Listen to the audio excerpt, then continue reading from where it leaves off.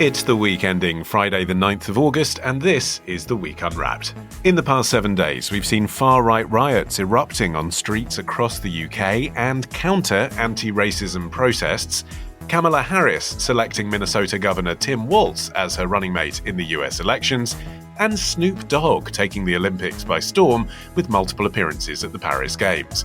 You can read all you need to know about everything that matters in The Week magazine, but we're here to bring you some stories that passed under the radar this week. Big news not making headlines right now, but with repercussions for all our lives. I'm Olly Mann. Let's unwrap the week.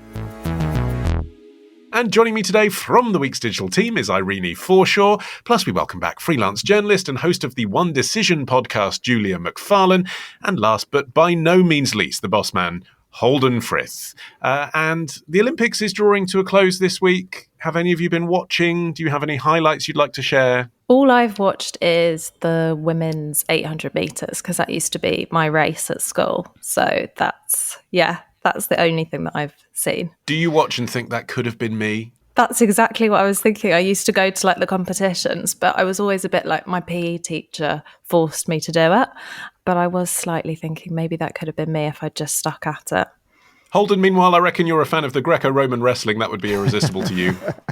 Well, in a similar vein, there was the French pole vaulter who knocked the bar down with an unfortunate part of his body. I don't know if you saw that. Right, no, but I did watch a little bit of pole vaulting. Is just extraordinary, isn't it? It's just the angles. You just don't think it's possible, and then it is. Producer Olly Peart has just written, "His cock knocked the bar off" in my notes, as if Holden's delicate insinuation wasn't sufficient. Thank you. Yes, I think we all got that. Holden, you're up first. What do you think this week should be remembered for? Why internet security is a race to the bottom. There's so much raw information flowing around the world that existing satellite networks and wireless networks can't handle it all. Making underwater fibre optic cables the main data carrier.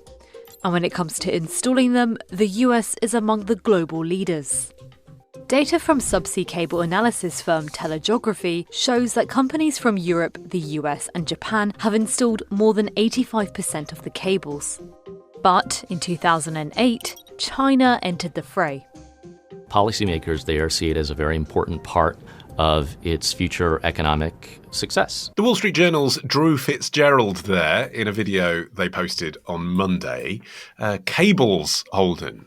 I've got a load of them in a box in my shed, but what's the story? Yeah, that clip was about China trying to catch up with the West in this race to install these undersea cables.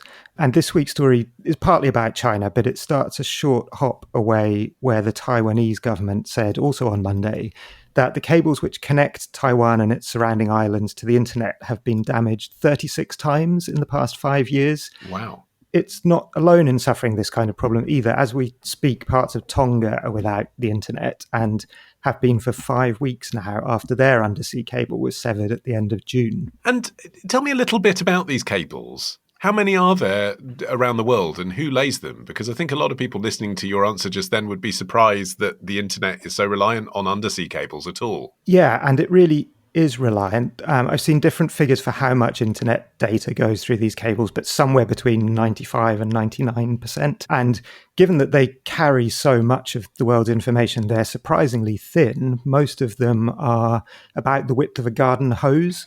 And the core of them, the bit that actually kind of carries that information is actually much thinner than that. These are the sort of optic fibers which transmit the internet signal at the speed of light. They're then surrounded by a sort of steel rope which gives them some protection and a plastic layer to seal them in. But the whole package is just a couple of centimeters thick. But as thin as they are incredibly long. One of the longest has the glorious name of Simi 3, and this connects Britain and the Netherlands to South Korea and Australia, and sort of has spurs going off to a dozen or so countries in between. It's 25,000 miles long, and the total length of all of these cables is something like 800,000 miles now, and increasing all of the time. So it won't be too long before we're at 1 million miles of these undersea cables. Okay, and being very long and thin then, Irenie, how easy is it to attack one of these cables? I think the thing is that there's no secret about where these cables are. So they're quite easy to attack. You can even have someone just kind of, a diver go in with some clippers and just clip them, or you can have more kind of sophisticated attacks where they kind of send down like autonomous machines or submarines and kind of go and sever them that way. And there's also, even once the attacks happen, there's a lot of space for misinformation to be spread about the origins of attack. So even if you can be pretty sure who's carried out the attack, there's no way of proving that it wasn't just an accident from dropping an anchor or something. Yes, which I suppose makes it a clever bit of international sabotage, Julia. But on the other hand, when the target is Taiwan and you're talking double-figure attacks, there's only so much room for accident. Yeah, I mean, with the Taiwanese incidents, the officials said that most of these incidents were to do with sort of anchors from ships and fishing vessels dragging along the ocean floor. And it didn't really sound like they were particularly worried about deliberate malicious sabotage. But as Holden points out, it does raise the issue that this is an area where we can be very vulnerable. And a couple of years ago, we saw, if you guys remember, the Nord Stream gas pipelines were sabotaged. These were the Russian pipelines, which were sabotaged shortly after their all-out invasion of Ukraine. And we still don't really know who was responsible. Some information might indicate that actually it was the Ukrainians sabotaging this. And what the Russians said afterwards, Dmitry Medvedev, who's a Putin ally, he basically said this means it's now open season on the West's fiber optic internet cables. And he said, well, now there's nothing holding us back from cutting up your cables. And of course, as soon as he said that, NATO jumped into action and they announced a new task force designed to protect a lot of this critical infrastructure, which is on the seabed. And as Irenie points out, everyone knows where they are and they are quite vulnerable to attack. Are they easy to repair, though, Julia? I mean, they're easily damaged. Does that mean it's not that difficult to patch them? It's extraordinary how these things are repaired. And after Holden pitched this story, that was one of the first questions that popped into my mind. How do you fix these things? Because apparently there are faults all the time. Once every few days, any one of the 500 main ones around the world get bitten by sharks or damaged by anchors or whatever. And so there are constantly engineers running around fixing them. And there are two main ways. One way is a lot of engineers take a sort of a mobile submarine fixing station down to where the optic cables are damaged. And it basically clamps over the section of damaged cable, drains out all the water, and they put their hands in these rubber gloves and they fix them manually in this sort of dry container. The other way is that they literally use these huge vessels to pull up the wires up to the surface and repair them there. And when you think that some of these cables go down 8,000 meters, that's the height of Mount Everest. I mean, it's bonkers. That's amazing. And also seems like a good business to invest in, Holden. Submarines that can repair cables. Yeah, and there actually aren't very many of them either. There's, again, I've seen different numbers for this, but somewhere between 30 and 50 cable repair ships throughout the whole world. And so as this becomes more of a problem, one of the things that Western countries, particularly the US, is trying to do is actually just build up that capacity. So yeah, if you have money to invest, Ollie, I'd say this was a good place to put it. Okay, but why does this really matter? Paint a doomsday scenario for us of what could happen if multiple cables were severed, because there are multiple cables. There's backup, isn't there? There is, but it depends on where you are and how many different connectors you have. So the UK is actually in a relatively good position here, and we have about 60 cables connecting us with mainland Europe, with North America, and actually with sort of Greenland and Iceland as well. So we're kind of at the hub of several networks. If you're in a position like Taiwan, where you're an island and you're heavily dependent on a few cables, then even if not all of them are severed at the same time, your internet speeds can be significantly reduced, and it sort of creates bottlenecks. And given that there's $10 trillion worth of financial transactions go through the internet every day, you don't have to slow that down too much to have a significant amount of effect. But I suppose the doomsday scenario would be thinking about something like what happened to Ukraine when Russia began its invasion, and immediately they targeted the power networks, but they also targeted the communication networks. And so the Taiwanese government is very aware of the potential, at least, for a similar sort of threat from China.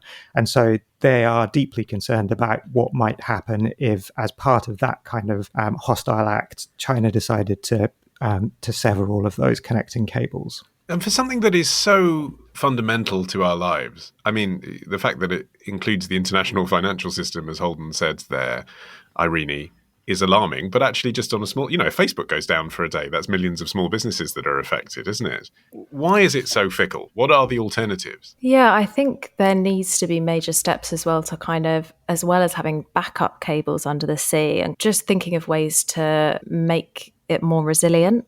There's recently been a NATO-funded initiative announced that's looking at rerouting the flow of information into space in the event of an undersea cable being damaged or accidentally severed. And so actually looking at satellites instead, is quite a good way of having a solid backup. I'm glad you said that, not just a giant cable up to the moon. But then at the same time, there's also the growing threat of cyber attacks in space. So it gets to a point where it feels like, well, nothing is quite safe, but all you can do is kind of build your resilience a bit. Yeah, and I suppose whether the players involved in that market are any less susceptible to attack or doing something nefarious, Julia. I mean, we've talked on the show before about Elon Musk's investment in internet satellites, which is an amazing technology and appears to be being used for good. But, that's one man with a lot of power in his hands, as we've seen this week in the UK.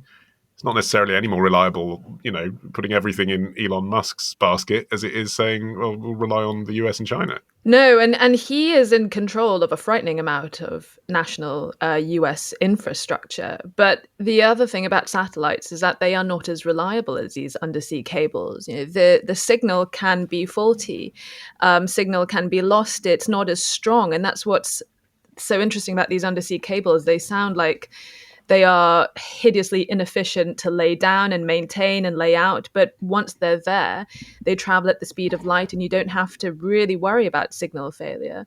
But it is an interesting growing arms race between the US and China because all of these cables are really dominated by the US, China, and France, interestingly enough. And the US are trying really hard to cut China out of this infrastructure.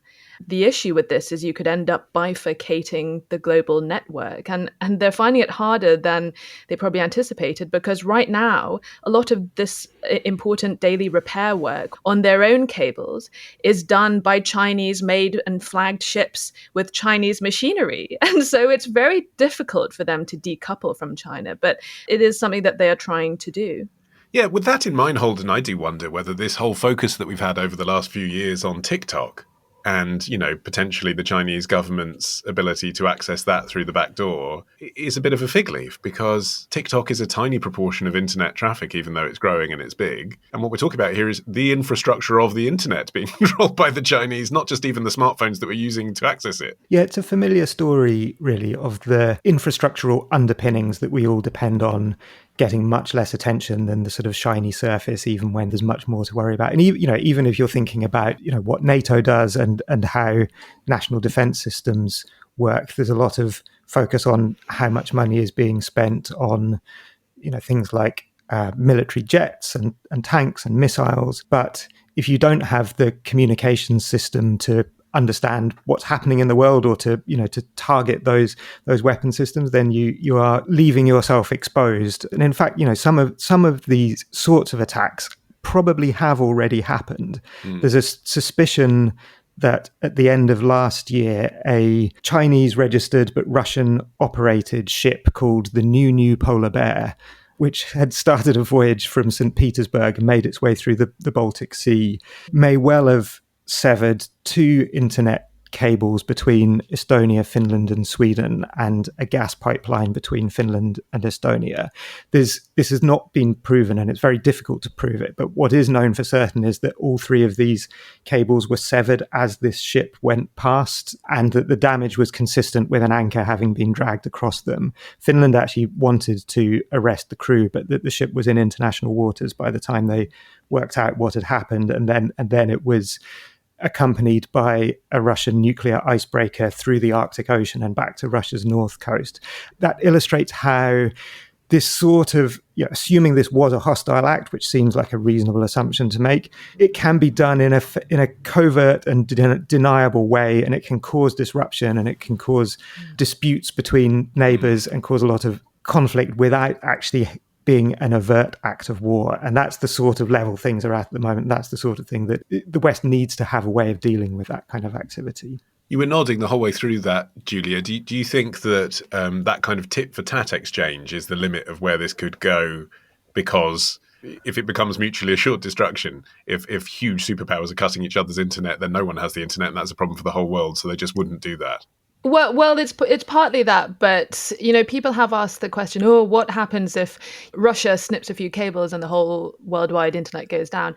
And that wouldn't really happen for a number of reasons. We're not quite there yet. First of all, because Russia's not expected to have the capability to, let's say, cut enough wires that it would have a serious global outage effect. For one, there are so many cables, and a lot of these cables, when they are damaged or go offline, our traffic is instantly rerouted to another one, and a lot of us won't really notice it. And particularly if the Russians did find a way of, let's say, cutting the US off from its cables, it has its own land-based cables. Americans would still be able to email each other and be online, even if they were sort of momentarily disrupted from accessing overseas websites and things like that. And so it is to try and achieve that kind of aggression. The Russians are a way off that for now. Irenie. Yeah, and I think another important thing is that it's a bit of a wild west out there and people can approach these cables in whatever way. So I wouldn't be surprised if we saw kind of an increase of pushing for more kind of regulations, things like cable protection zones, banning certain types of anchoring, and kind of updating international laws around cables. Yeah, okay. Coming up next, if you pay council tax, you'll want to listen to what Julia has to say. That's after this.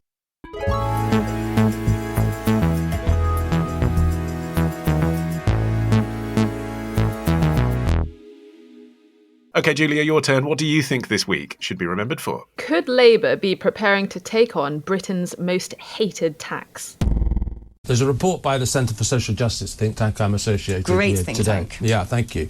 And it talks about 6 million people being behind in their council tax. Right. Now, this is another illustration of the financial strain that a lot of communities are on. Some people don't pay their council tax for bad reasons, but there are a lot of people who just can't afford to pay the bills at the moment, whether it's their electricity bills or their council tax bills. There are multiple causes for why certain communities in Britain feel as unhappy as they do. And I think we're both agreed, we both can constantly condemn the violence, we're not excusing what is happening. But it should be said, there are 10 to 15% of the British population, a demoralised, detached working class who feel completely remote from the rest of the country. Conservative pundit Tim Montgomery speaking to Talk TV on Tuesday. He was talking about council tax, Julia, in relation to the riots we've seen this week. But there's another story about council tax this week that's caught your eye. What is it? So there have been reports kicking around recently, and they've really begun growing steam, that Labour might be making moves to take on reforming council tax. And one of the things that has attracted a lot of attention, particularly in the media, is this suggestion that they're considering a flat tax, a 0.5% tax based on the value of a home. Now, this is very, very controversial because various think tanks estimate that this would involve council tax bills shooting up for loads and loads of households across the country, but also because it has very strong parallels to that political spectre, that poll tax, which saw the downfall of Margaret Thatcher when she tried to initiate a new kind of taxation for local government. Yeah, which is essentially why no government has attempted this since in our lifetime. Exactly.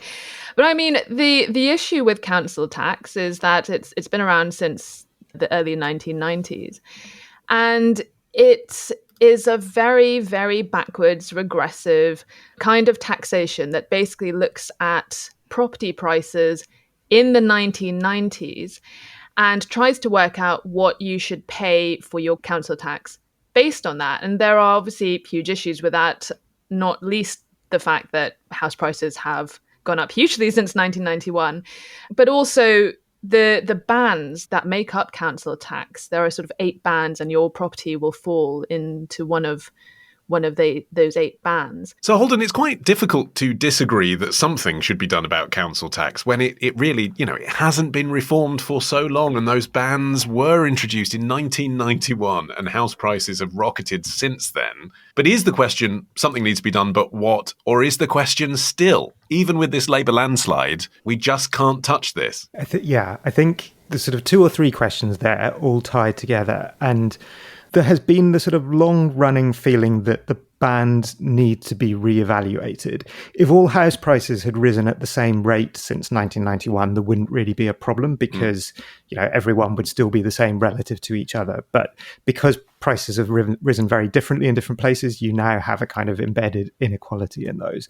So there had been a kind of long-running ambition to look at those valuations and make them more reflective of current values, but that would mean making a lot of people very unhappy. And so while the ambition has been there, it's always been put off. This idea of replacing it instead with a sort of percentage-based figure would be much more radical than that, but it would also, in some ways, solve the problem once and for all, rather than, Because it would continue to rise with house prices depending on what your house is worth. Yeah, it would mean that it became a kind of dynamic system rather than one that would be, set now in 2024 instead of 1991, and then in future governments would have to come back to it. But the degree of winners and losers that it would create would be significantly more acute. And so, is this how Labour wants to spend the political capital that it has, and what does it think it gets out of that? I think those are the big questions. Yes, because it's not difficult to think of who this could really adversely affect, Irene. And there may be people that, aren't particularly sympathetic to this example, but the kind of example it would be is, say, someone who's a widow who was a housewife, so had never personally earned enough money to be able to pay council tax on a 6-bedroom house, but lives in a 6-bedroom house because her now deceased husband bought it when he was working. Are you going to kick that person out and say, well, you can't live in your family home anymore because you can't afford it because you chose to be a housewife? Yeah, I think it's difficult with cases like that and kind of, people who maybe bought the house when it was much cheaper and now they maybe wouldn't be able to afford it. They might be elderly, they might be widowed. But I actually think my real concern would be more with kind of renters and younger people. So, for example, where I live in Haringey, it's one of the kind of highest bands. My council tax is already so expensive. It's kind of £180 a month on a 2-bedroom flat. And I had a quick look on Zoopla, and the flat next door was sold for kind of just over £100,000 back in the 90s. Now it would be worth over £500,000.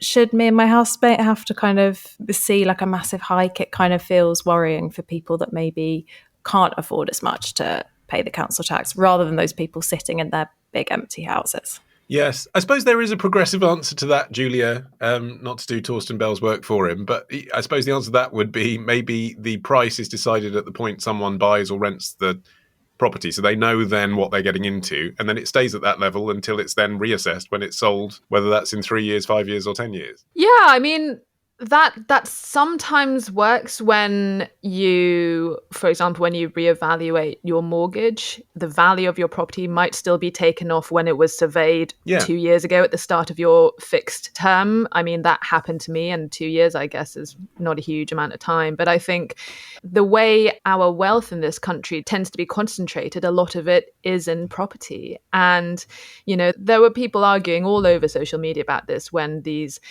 news reports from a Birmingham local newspaper, and when Money Week and Guido Fawkes started reporting on this week, there were a lot of people saying that they lived in houses they bought 20 years ago and it's now worth more than £1 million, and I can't afford to pay the council tax. And a lot of people were underneath arguing with them, saying, well, you could sell your home and make a whole load of money and perhaps live more within your means. And so I think Holden's argument about the winners and the losers, I think, will have real political currency based on the risk calculus that Rachel Reeves will be trying to work out, because, as she said a couple of weeks ago, there is a £22 billion black hole. Labour are tied up with the promises they made in their manifesto not to increase taxes on certain areas like income tax and other taxes, one of which was not mentioned was council tax. Yes. And we all know it has to be reformed, but who is brave enough to open the Pandora's box here? But as that clip that we played, Holden, suggested, I mean, that was in relation to the riots this week and council tax. There are issues linked to the last 10, 15 years which can go up like a tinderbox, and we've seen that around the previous government's failures to deliver on their promise to control immigration this week. There were other promises to build affordable homes, which also didn't happen. And this taps right into that. Could you see riots as a result of this? I think there's both a negative and a positive way of tying this to a general sense of disillusionment, stroke unrest, stroke anger. The demographic who would be hurt most by a switch to this sort of proportional tax would be more in the middle classes. It'd be more in the blue wall. It would be a lot of people actually who switched their vote to Labour at the last election. And certainly a middle class revolt is something that strikes fear into the heart of all politicians, really. And, as we've been saying, this would create winners as well as losers, but you tend to hear a lot more from the losers than you hear from the winners. But I think, to tie it back to the riots and more of that end of the scale, you don't want to kind of create too much of a direct link here. But I think that the general sense that government isn't working for people and the kind of sense that people don't have a stake in society is certainly somewhere in the mix of causes here. And it's worth looking at Keir Starmer's head of political strategy, Morgan McSweeney. He came up through the Labour Party in Barking and Dagenham in the 2000s, at the point where the BNP won 12 seats on that council in 2006. And he was in charge of directing Labour's fight back against that. And what he and other people in the party did was a really radical reorganisation of council services, sort of bringing together social care, homelessness, drug and alcohol services, debt and money advice, employment support, bringing all that together into a sort of single body and having places where people could go to kind of sort out all of those things in one places. And at the same time, doing a lot of kind of small, very visible broken windows theory type things like tidying gardens, clearing up waste. And the results of that were really widely praised, and people noticed the difference and felt that the council was on their side. And that was credited with Labour winning back all of those seats from the BNP. And so I think if Morgan McSweeney is now looking at this sort of range of problems that the country is facing and looking for a way to rebuild communities and revive a sense of effectiveness in government, I think that looking for ways to reform the funding and the service delivery in local government is definitely something that's going to be high on his to-do list. Well, this is it, isn't it, Irene? I think there's sort of an implicit understanding that a lot of those voters that Holden was referring to, who switched from Conservative to Labour, those centre ground voters, middle class voters, did so in part kind of implicitly understanding that public services need more money, so ultimately they're going to have to contribute more money, but it's worth it if they see the results. And maybe you have to show the reform and some of the results first before you start asking for more money. So you can say, well, look, we've sorted out the councils as best we can. The councils are a mess. Now we need some more money of yours pumped into them to make them work. Maybe then you can negate some of those feelings that the councils aren't working. It doesn't matter how much money we put into it. Yeah, I think just the issue with this is it would feel like you were kind of punishing some people that just can't afford to pay anymore, especially in the middle of the cost of living crisis. Yeah. And it's already pretty harsh. I think it's something like if you miss your bill or you're late on your payment 3 times, then you have to pay your whole council tax bill for the entire year.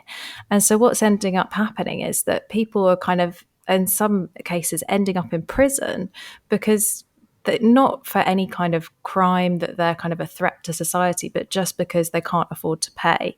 And that's when all of those other systems should really be in place so that they're not forced into that position in the first place. And at the moment, Julia, finally on this is a rumour, as you've said. Is it going to happen? It's hard to say. And recently there have been leaked audios from people like the Treasury Minister, Darren Jones, who apparently was caught saying he wanted the bans to be ditched. It's the second time there's been some leaked audio of him, isn't it, in the last few months? Yeah. I mean, Torsten Bell is with a radio mic on. He clearly doesn't have a lot of friends. We need to be careful who he's speaking to. Torsten Bell is sort of, in the Telegraph article that sparked a lot of this speculation, it was sort of hinted that he was pushing this idea of a proportional property tax. And so it's clear they're trying to work out a way of doing this that wouldn't be setting off a million bombs like the poll tax did. But I think an interesting thing about this, it's not just the fact that something drastic needs to be done soon because councils are running out of money. A lot of councils are increasingly declaring bankruptcy, or Section 114, which is basically the first start of the procedure for emergency talks and restructuring their budgets as a way to avoid bankruptcy. They're taking on more services. In this country, the fact that a lot of people buy properties with a mind of having them as investments. If there were a tax that were based on the value of your house, people would be thinking differently about the money that they would spend. And I think there would also be a huge knock-on effect on the housing market. And I think somewhere like London, you'd see it would have a really interesting effect because buyers would not be willing to raise their prices to what sellers maybe demand, knowing that the more they offer, the more they will have to pay in tax. And so it could have an interesting effect on the housing market. Could you see some of the property prices redistributing to areas outside of London? I mean, there are all kinds of impacts that this could have, which is... It's a very erudite answer, but it's not a yes or no. Do you think it's going to happen? Do you think it's going to happen? I think something is going to happen. Clearly, they need to find money. They need more money in the piggy, and councils are not in a good way. And this is a really big problem for the government, that they need to work out a way of doing this that perhaps doesn't cost them their political survivability. But we will bring you a third and final story at no extra cost. That's Irenie after this.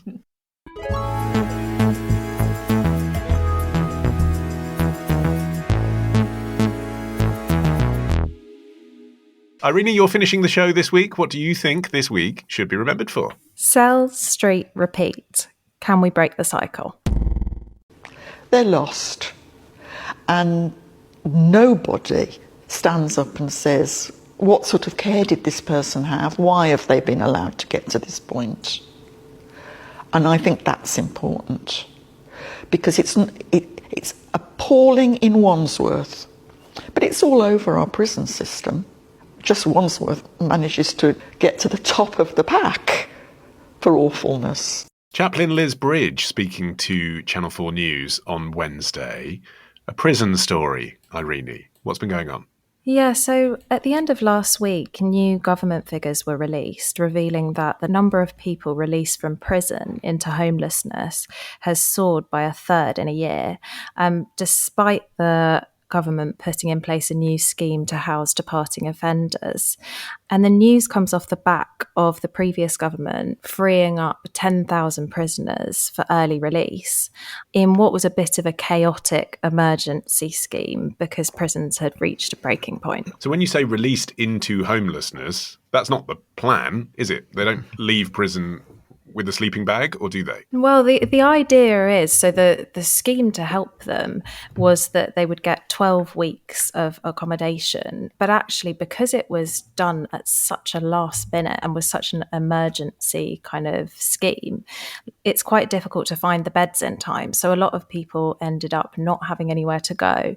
And even if they did get the 12 weeks of accommodation, a lot of people are saying this is just like kicking the can down the road without the kind of proper infrastructure in place. They're just ending up homeless anyway later on. Is that the main issue, Holden, that 12 weeks isn't enough anyway? I mean, as a freelancer, it takes me longer than 12 weeks to find a new job, and that's with me doing other jobs at the same time. I mean, trying to find a job when you've just come out of prison is very difficult. Yeah, I think one of the things that prison charities say is that, even if this 12-week program was working perfectly, which it isn't, but even if it was, that just really creates another cliff edge. And so, if somebody has managed to turn their life around in those 12 weeks, then what happens in week 13? There's a big chance that all of that progress gets unraveled.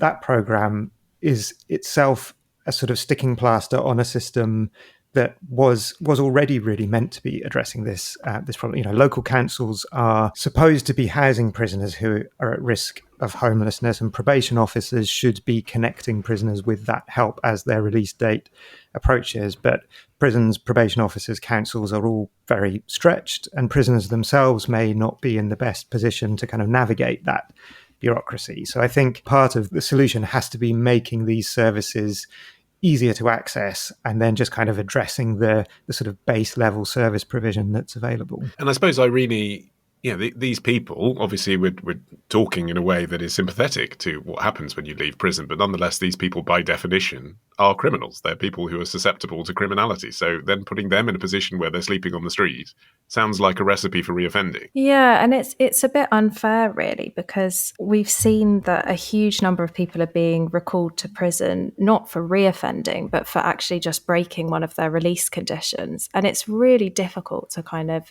not slip back into kind of drug addiction, or to be able to go and regularly meet your probation officer if you don't have a stable place to live.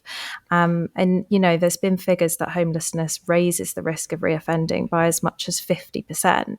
But also there's this kind of revolving doors issue where actually, despite how bad things have got in prison, despite the overcrowding, despite the staffing shortages, the really high levels of self-harm and violence, actually people are deliberately trying to go back to prison in some cases because it's better than having to sleep rough, and it's better to have a dry bed. And structure and help with your drug addiction. Yeah, exactly. And Julia, you've actually written about this, haven't you, in relation to Scottish and Norwegian prisons? What do they do differently? Yeah, it's interesting because there have been a number of really incredible documentaries and investigations into our very broken criminal justice system. And, it's very interesting that Labour have appointed James Timpson of the Timpson Company to work on this because our prisons face a crisis. And, Irene talks about the problem of drugs in prison and the fact that, there are, I think it's around 13% of prison inmates go into prison not having drug addiction and then developing it while in prison. We saw Andy Malkinson, who talked about how prolific drug use was as a way of coping with the conditions where there's not mental stimulation, where the idea of prison as a punishment is something that a lot of people are raising questions about. Because, if we take somewhere, for example, like Norway, and this is something that we looked at on the news a while ago, after a devastating documentary by BBC colleagues into the state of Scottish prisons, what are we doing wrong? How can we make things better? And the option of doing what Norway has done is very interesting, because in the early 90s, the Norwegians had a big problem. They had roughly 70% of all prisoners who were released from prison recommitted crimes within 2 years. And that's a rate that's quite similar to the reoffending rate in the United States. And at the time, the Norwegian prison system was structured quite similarly, built around the idea that punishment is a deterrent and that prisoners were given quite harsh sentences. And the Norwegians realized that this wasn't working, and they had a revolution in how they saw prisons and the criminal justice system. And they decided to remodel it based on the idea that it's more of an issue of public health. And so now what you have in Norway is you have around 57, 58 prisons around the country. A lot of them are high security cells, but the point is they're all quite small. The average size of each prison has 70 cells. A lot of them are spread out in the community. They encourage conjugal visits and several visits from families and friends throughout the week. There's a strong emphasis on relationships so that people retain their support system after their release. They are given private bathrooms. They are given views of leafy scenery. They have fitness centers, libraries. They encourage prisoners to take up skills. And they take an approach that has far more emphasis on the rehabilitation. And what have they seen? They now have the lowest reoffending rates pretty much out of every country in the whole world. They now have one of the lowest reoffending rates on the planet. And it is working. But, Norway is a country that has some of the highest taxes in the world. They charge huge taxes. They have a very they have a massive sovereign wealth fund, and they have this overhaul isn't just to do with their criminal justice system. They have rethought public services as a whole. And so trying to imitate what Norway has done, it's not just about prisons or criminal justice system. They have thought long and hard about how they govern. And so for us trying to emulate that, it's a big project. Yeah, I mean, they also, Holden, don't have such a strong, pervasive kind of mainstream media narrative of prison as punishment, which, we've seen this week, again, around the riots. What Julia's just describing intellectually is interesting. It ain't going to fly with the Daily Mail. No, I'd be interested to know what the culture was in Norway before these big reforms and whether there was a similar public attitude. I don't know the answer to that, but it would be interesting. I would just add one note of caution actually on the Norwegian case study, because while it is true that the reoffending rates are impressive and the sort of general approach to prisons does seem to have been hugely successful, it actually hasn't really helped with the connection to homelessness in former prisoners. I found a European Observatory on Homelessness report from December last year, and it actually said that Norway, Denmark and Finland have the highest connection between homelessness and imprisonment.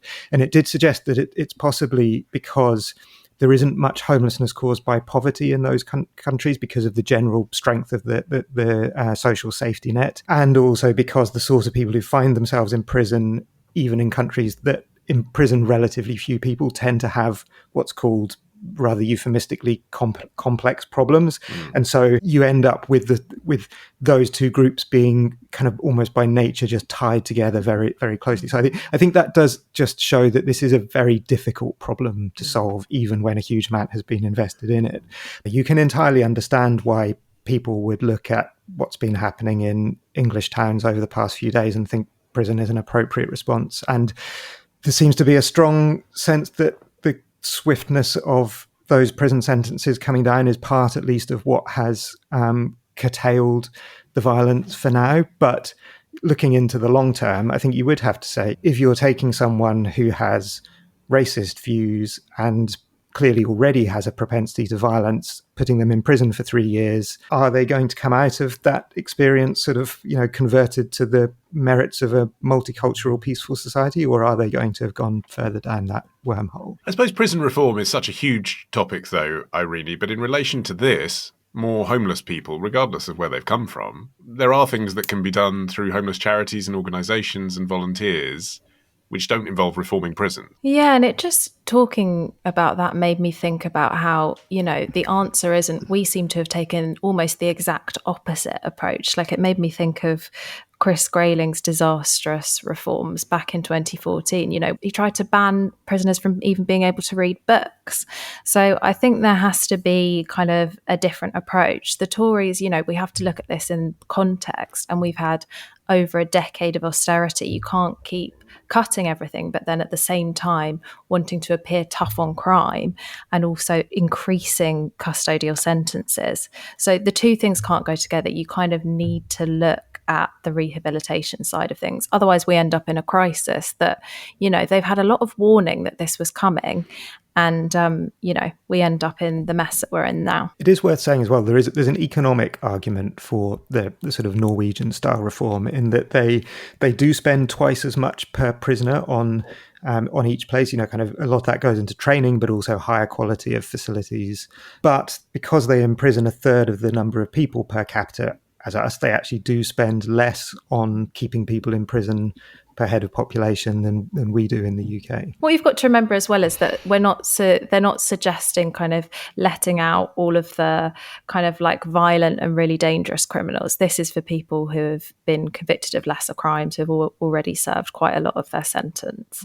Although when you do things in such a rush, like this chaotic emergency release, I think there have been a few cases of kind of stalkers and domestic abusers being released. Julia, a final thought. I can see you leaning in.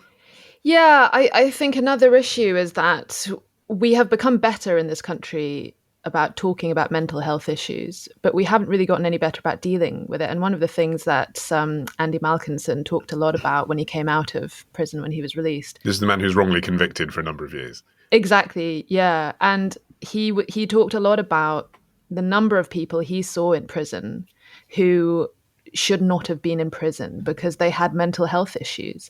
Often, if someone is having a mental health episode and the police are called, they're often not trained in how to deal with them. And the fact that our prisons are straining and are buckling, as Irenie says, the idea that there are people like violent criminals and people who've committed violent acts, those aside, there are also a lot of people in prison who probably need to be in a public health facility instead. And that's also part of the issue with all of this. Yeah, well, our running time is also straining and buckling, so on that, I will leave it. My thanks to Irenie Forshaw, Julia Macfarlane, and Holden Frith. You can follow this show for free. You can get every episode as soon as it's released. Just search for The Week Unwrapped wherever you get your podcasts, and then tap follow. You can also get 6 free issues, by the way, of The Week magazine with a trial subscription. All you need to do is go to theweek.com/subscriptions. In the meantime, I've been Olly Mann. Our music is by Tom Morby, the producer Ollie Peart at Rethink Audio. And until we meet again to unwrap next week, bye-bye.